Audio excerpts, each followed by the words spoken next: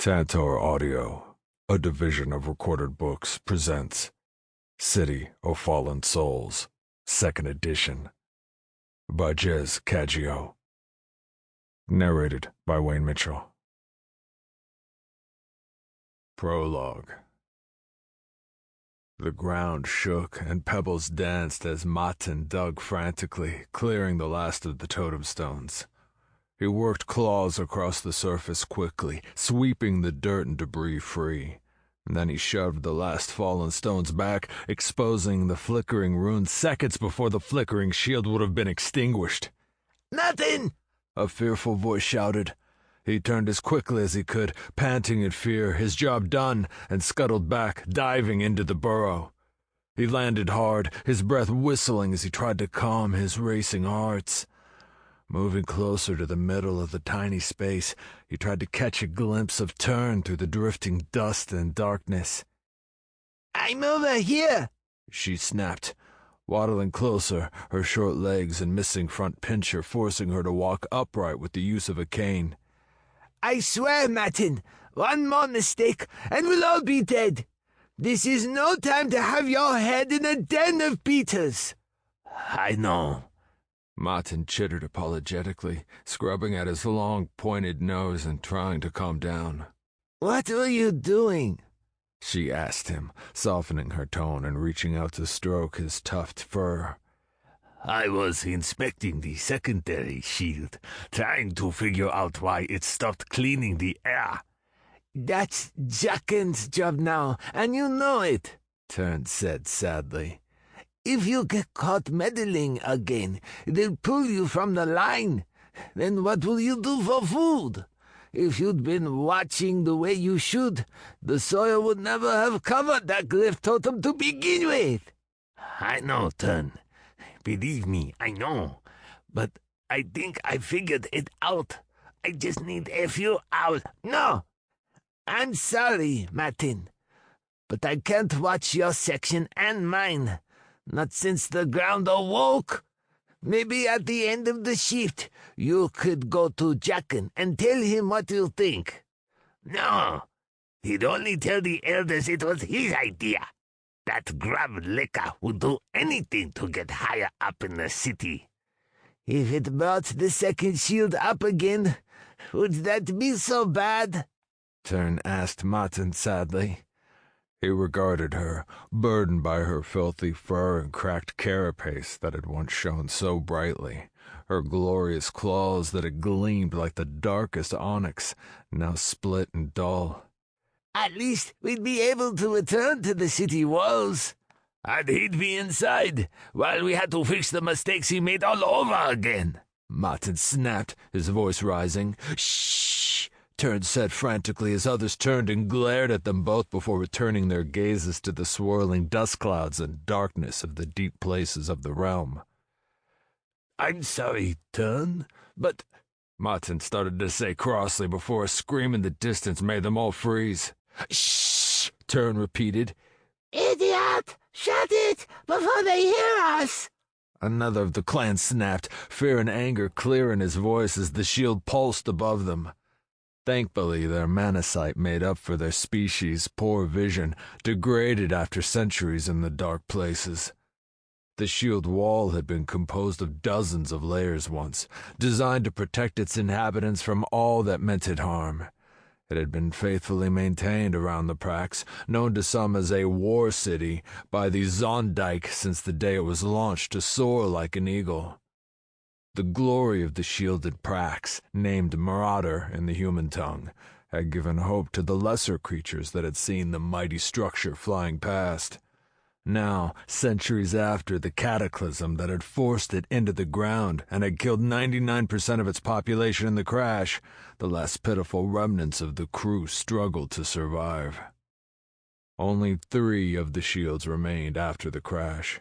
One hadn't lasted a full century before it failed altogether. When a second had also failed a little over a week ago, the load had proven to be too much for the last one. It became weak, holes appearing and resealing sporadically as the heavily damaged Prax desperately tried to hold itself together. Martin, Turn, and the rest of the sect of endurance had been sent to maintain the final outer shield, while Jackin, whose mate was the local official of the Artificers sect, had been given the damage shield totem that they'd found in the second shield. He'd been puzzling over it for days now, eating their food and pretending he was making progress. Matin had suggested shortening the line somehow to cover a smaller section of the city, which would allow the rest to be consumed by the creatures of the deep, but the artificers had been horrified by the notion. Our great ancestors constructed the shield wall this way for a reason, they had said, refusing to even countenance sacrificing some of the city, despite the hundreds of unused, abandoned buildings and lost rooms that made up more than 90% of it. He's been thrown out of the Artificer's sect office, reduced 2 ranks in the sect of endurance, and warned that if he spoke his heretical beliefs anywhere within earshot again, his carapace would be cracked and he would be left for the Sabar. He'd kept his mouth shut in fear after that. It had been 4 days since that terrible day, though, 4 days without sleep. The sect abandoned to the outer ring, trapped outside the walls, racing from failing totem to totem, hiding from the Sabar as they roamed endlessly. Now, with the shield wall barely active as the Sabar tunneled and battered at it, and the boundary's mana slowly seeping into the darkness through dozens of fractures in the crystals, he'd reached rock bottom. "It's our only chance," Martin whimpered, anger and frustration tinging his natural cowardice and forcing him to speak. "The only way we survive today is if the secondary shield comes back on. Already the air grows thick enough to choke on. Without it cleaning the air, we'll all die long before the Sabar can eat us." "Not if you let them know we're here first," another clan member hissed, swiping at Martin with his claws extended to leave 3 scratches across his fur in a clear final warning. Martin hissed in pain, then pushed up to stand on his rear feet, blowing his chest out and raising his crest in warning. The others hastily backed away from the clearly visible acid glands he pushed into view. "Enough!" Tern snarled. "Both of you leave it! Martin, you're an idiot, but you've got a point. We'll cover your section between us all, but you've got 2 hours. If you can't make it work by then, you'll give all your notes to Jackin, and you'll get back on the line. Accept that, or we won't help you." 2 members of the clan started to snarl and protest before she hissed at them, her venom glands spraying the air where they crouched, a clear warning that she was tired of their shit. "Fine!" The clan member who'd scratched Martin snarled after a few seconds. "But he leaves his food here. If we had to do his work, we get his food." "Fine!" Martin snapped back at the miserable excuse for a weasel. "And when I fix the shield, I'll tell the elders how much you helped." He bared his teeth, shifting to the edge of the small burrow they were all hidden in. He stared out, the pulsing of the shield indicating when the Sabar brushed against it in their eternal hunt for food. Martin sniffed, then spat. The taste of the air was growing fouler by the second as too many creatures' exhalations built up inside and poisoned what had once been their greatest strength, the magically purified air of the lost city of Marauder. "I can do this. I can," he whispered to himself, peering over the lip of the burrow and waiting until the nearest Sabar moved away. Wasting no time, he dug his claws into the dirt, pulling himself forward as fast as he could. Sniffing the air and searching as he went, he drew the symbols he'd memorized over and over in his head as he waddled across the open space to the edge of the shield. "Okay, I can do this. It's not like I'm really doing anything heretical. I was just studying the patterns of the shield wall. The elders will understand, if it works," he muttered, pulling a sheet of embenium steel free of his pouch, which he'd secreted away for just this chance days ago. "They won't kill me.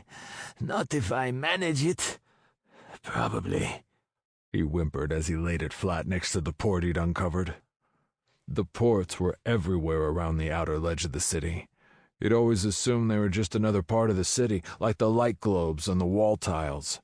They were simply things that were just there in the background, until a few days ago. He'd seen the fractured plate that had been taken to Jacking glowing and spitting until it was removed from the port, fading to black and dying. He thought he knew what it meant now, that it was a focal point for the shield. He'd examined the others he could find for the second ring and found that they were all identical. That meant he was sure that if he could replicate it, he could fix the shield. He'd stolen the imbenium steel plate from the sanctified stores, despite the knowledge that they'd kill him if they caught him, and now he was ready. Just about. He sat there on his haunches, rocking back and forward as he tried to build up the courage, his claw extended and his acid glands ready. He tried not to imagine what the elders would do to him if he failed, and they found out about it. Minutes passed as he sat, frozen in fear, until the rumble of the ground warned him of the approach of another Sabar. He turned slowly, hoping the creature wouldn't notice him, and began to shake. His fear grew into bowel-loosening terror as the Sabar stopped its endless wandering and pressed up against the shield, lighting the darkness with an aurora of blues and whites. The energy crackled, resisting the creature's attempts to pass through. For now, the shield wouldn't hold. The horrible creature still got in from time to time, stubbornly pressing their way through and melting their own skin off in the attempt. Entry left them vulnerable to the sect of war, who protected the Holy Lost City, but never without Zondyke losses. And there were no warriors here. The Sabar hissed in pleasure at scenting him and pushed harder, its chitinous exterior sliding back to expose the jagged teeth of its maw in its frenzy. Its rear legs skittered and gouged lines in the stone of the cavern as it worked. "Martin!" Tern hissed. He blinked, shaking himself free of the instinctive reaction to look over at her, her beautiful eyes staring out over the lip of an old burrow nearby. What are you—" he started to ask, terrified of the Sabar so close and horrified that she'd seen his loss of control, the cause of the stench filling the air around him. Do it! She snarled, her head poking over the rim again to glare at him. I gave you this chance, Martin, and by the holy waters, if you don't use it, I'll never mate with you, I swear. "You'd mate? With me?" he whimpered. She growled. Not if you don't fix that shield, I won't. He swallowed hard, turning back to the steel plate. Blanking the skittering and hissing noises of the Sabar out, he lightly touched one shaking claw tip to the smooth metal surface, drew in a steadying breath, and began to draw. He etched the outline first, inscribing the lines slowly and ensuring they were all correct before letting acid drip from his claw tips to sear deeper into the plate and create the paths. It seemed to take forever, but after a measure of time he would never be able to remember later, it was done, and he took out the final component. A gasp came from Tern as he slowly, oh so slowly, poured the crystallized mana concoction out. The glowing fluid currently filling in the carved channels was a rare and valuable commodity. He'd intended the concoction to be his gift to Tern's father, if he ever got up the courage to ask her to accept him as mate. Once the mana had filled the channels, it began to harden, slowly at first, but then, like cooling wax, the surface solidified, and it glowed gently, reacting to the ambient mana leakage beneath. "I did it!" Martin whispered in shock, staring down at the plate in his claws in awe. "Martin!" Tern hissed. He turned to her, waving it frantically. "I did it!" he cried, then immediately froze as his voice echoed back from the vast emptiness all around him. In the deep places of the realm, silence was life, as noise. A roar sounded from his left, and Martin spun to gawk up at the Sabar that had wrestled almost a third of its body through the shield wall. He forced his gaze away and chittered in horror upon seeing the telltale shimmers of others closing the distance, running to join in the feast of whatever had been foolish enough to make noise in their territory. Run! Tern squealed, matching her advice to action as she scrabbled out of the burrow and scuttled across the ring to head for the wall, shouting to the others to retreat inside. Martin scanned the area with his mana sight. The familiar bronze bumps revealed the mana flow of the holy Prax of Marauder, even as the deadness of the Sabar started to break through the final shield. He felt the need to fix it, as his father and his great-father had said he would. The knowledge of a turning point in his life awoke, and in feeling those around him, he knew. For the first time in his life, he wasn't too scared, too small, too hungry, or too weak to do what was right. He stood straighter, racing across the short distance to the nearest space. Then he crouched and pushed the plate into the port on the floor. Feeling the click as the hidden springs depressed underneath it, he slid it in along the runners, grit and the dust of ages making it catch for a harrowing moment before releasing. A thin line of metal curled up where it had caught against a burr on one edge, and he gibbered in fear. Terrified that he'd just ruined everything, on he went still, pushing it into place until it clicked, and the air changed. All around him, the atmosphere suddenly felt subtly wrong. His fur standing on end as tiny crackles and faint lights flickered across his form, jumping from hair to hair. Martin backed away, slowly at first, then rapidly gaining speed until he was bounding along. His limbs worked with a coordination he'd never known he possessed, making the ground fly away beneath him as he raced for the wall, even as a new light flared in the darkness behind him. The first Sabar was almost entirely through by now, only its hook stinger left outside as it roared and pulled, trying to break free. 3 more were shoving at the shield nearby, their preternaturally sharp senses having spotted the fleeing Zondyke inside, and their tiny brains sensing a change in the shield that protected their quarry. More monsters slowly pushed through, and cries of alarm rose from the walls of the city. Bells rang out, summoning the warrior sect to fight as Martin ran closer. Panic filled his chest, his heart's pounding in fear as the gate slammed shut, barely a dozen feet ahead of him, the others vanishing inside just in time.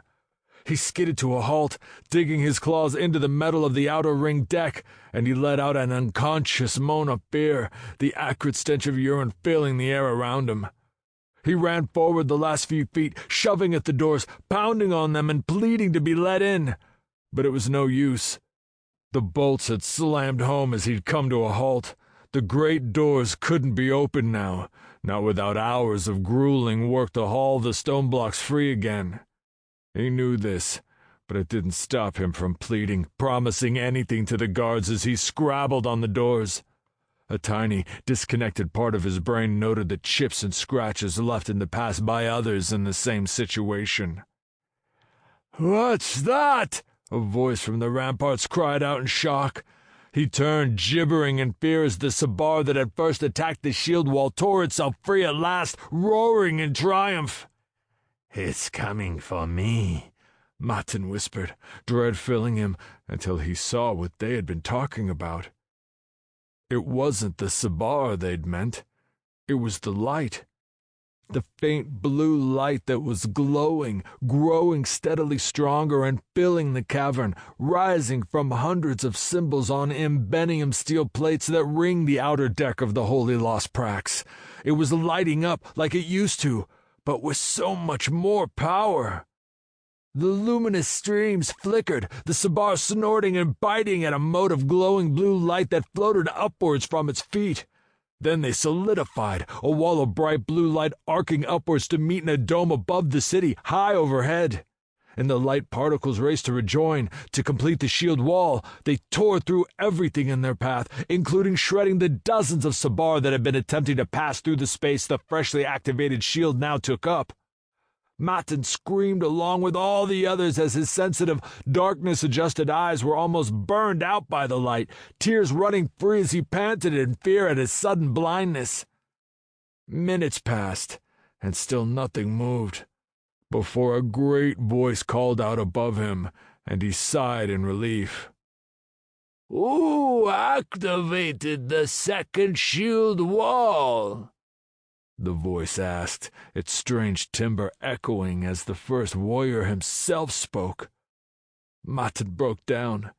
He wanted to cling to the knowledge that he was safe again, but being this close to the first warrior was too much for his addled, panicked brain. He passed out, the most wonderful words being spoken somewhere above him. My mate did, Tern declared proudly. My Martin fixed the second shield wall. Then cheer for Martin! Cheer for the herald of the second age of the holy lost tracks! The first warrior boomed. Martin sank into darkness as his name was chanted, the echoes reverberating from the walls and hanging in the suddenly clear and rapidly purifying air. Chapter 1. I stared down at the 3 legionnaires who knelt before me and shook my head in confusion. What the hell just happened? I asked as the threads that ran through my soul to theirs suddenly ceased to vibrate. I could feel them, similar to the way I could feel my bond with Oracle, though this was far weaker. You just took the Eternal Emperor Aemon's oaths as your own, including his claim over the Legion. Oracle whispered to me, silence filling the cavern as everyone gaped in shock. I closed my eyes and looked inwards, forcing myself to breathe deep and slow, and I sensed him then, Aemon, in the back of my mind. His mind was, and would always be, fractured and filled with moments of madness. One minute he was offering sage advice, the next he was giggling uncontrollably or screaming in rage. But worst of all was the grief. He regularly descended into his own personal hell of recrimination, pushing himself with every suspected death of innocence, imagining the terrible fates that could have been inflicted on the billions that had died since his time.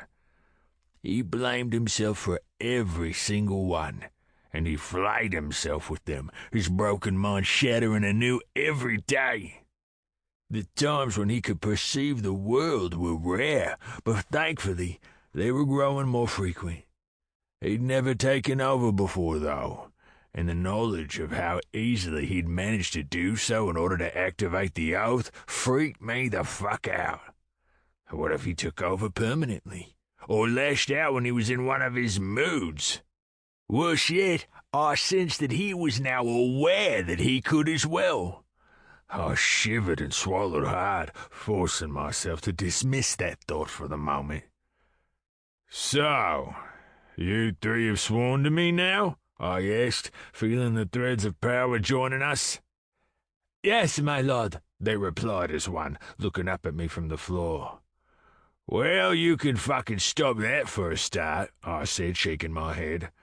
The whole speaking at the same time is freaky, and call me Jex. I don't see any reason to be Lord this or Lord that, unless there's a good reason, okay? I gestured for them to stand. Look, get up and relax.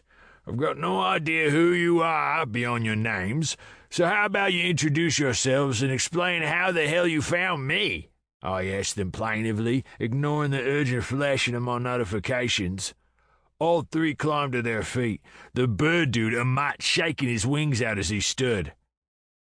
Well, as I said, Jax, Yen said, smiling as she took a seat again. We are part of the Speculatores Praetoria, and form the scout wing of the surviving members of the Legion of Dravith. Your companion clearly knows who we are, but I will explain it. The Praetoria was once a unit with wide-ranging requirements. I believe we started as a scout formation, then grew into everything from investigators to advisors to the Legion. It granted those among us who rose to the Praetoria further authority, becoming counselors, monster hunters, and justicars, amongst other roles. We traveled the lands, bringing law and order, seeking out corruption, and killing the creatures of the night. Yen shook her head, delving into her memories to provide the history of her order. Our primary purpose was to give advice to the great houses who ruled the land, Tang said, taking up the tale. We were also tasked to report on the corruption that was growing in the empire. We would deal with it ourselves in situations where it was low enough, and report it to the cohortes praetoria prefects when it was beyond us. When the cataclysm struck, most of the legion was ordered to return home to the capital. They allowed less than 1 in 100 legionnaires to remain to assist the populace, but they ordered our division to stay behind, and our role grew. The higher ranks of the great houses were all in the capital, leaving only the minor sons and daughters to look after things in their lords' absences. They were the members of the family least viewed as being worthy of power. When they took their parents' places, it went badly. It was a clusterfuck, I said, nodding. A clusterfuck. Yes, I like that. Yen agreed. In essence, the realm was torn apart with the loss of the emperor and the great houses. The moon Ishtik fell from the sky, and the legions vanished into abruptly violent seas. Waves miles high washed over the land. Monsters, which had been thought long extinct, emerged from the dark places. Creatures that had been captured and used to train the legions broke loose. The dead walked the land, and all the nightmares of the prophecies came to pass. Less than 5% of the population survived. The world ended, and those that remained were left to pick up the pieces. The Legion of Dravith worked with the survivors to rebuild. We pulled in, abandoning the majority of the continent in favor of saving what areas we realistically could. For the next several hundred years, we simply tried to survive while the creatures of the night came for us. The Legion was reviled for abandoning the people, and each year we garnered fewer recruits while losing increasing numbers of our experienced fighters. The council played games and used every trick in the book to appropriate our budget as the nobility grew in power while we lessened. Of late, the Legion's funding has been cut even further, as the ruling house of Himnel, Lord Barabaratis, hates any who stand against him. We have been fighting the rise of the slave trade, and as such, we are paying the price now, Tang said bitterly. You're against the slave trade? I asked carefully, and Yen met my eyes gravely. We enforce the old laws of the Empire inside our enclave, but in the city proper, slavery is growing in popularity.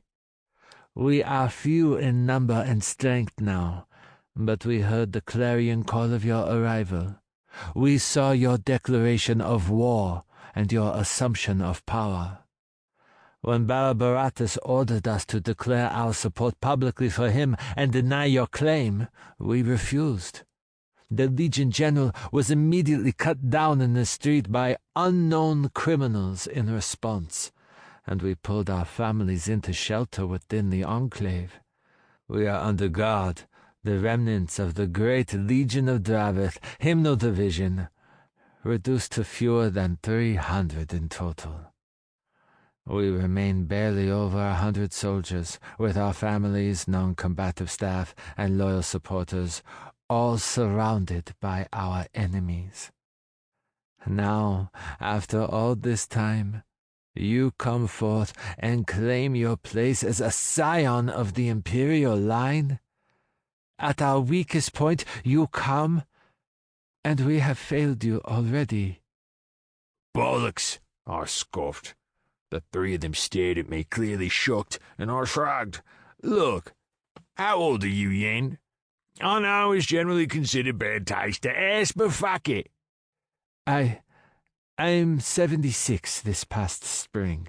Yen admitted, struggling to keep her face smooth. Okay, and you two? I asked the others. 47. Sample complete. Ready to continue?